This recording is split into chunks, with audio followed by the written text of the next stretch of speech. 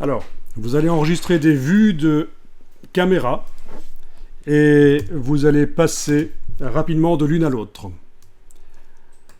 Et je rappelle ici que CTRL-Z, c'est pour toute modification dans Adobe Dimension, sauf pour annuler un changement de position. Je vous l'expliquerai juste après. D'abord, on va enregistrer des vues de caméra et passer rapidement de l'une à l'autre. C'est pratique, ça.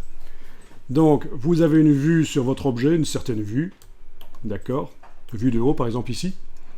Eh bien, vous avez l'icône ici de la caméra avec une étoile. Vous cliquez là-dessus.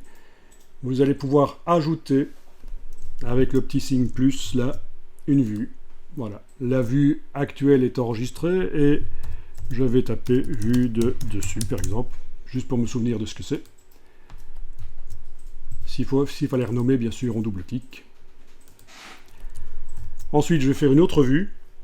Donc, clic droit pour la rotation. Je vais zoomer en arrière avec la roulette. Voilà. J'appuie sur la roulette pour le déplacement. Enfin, tout ça, vous connaissez. Je vais appeler ça vue de loin. Donc j'appuie sur la petite caméra et le signe plus et j'appelle ça vue de loin. Voilà. Et donc on peut passer de l'une à l'autre très rapidement. C'est pratique.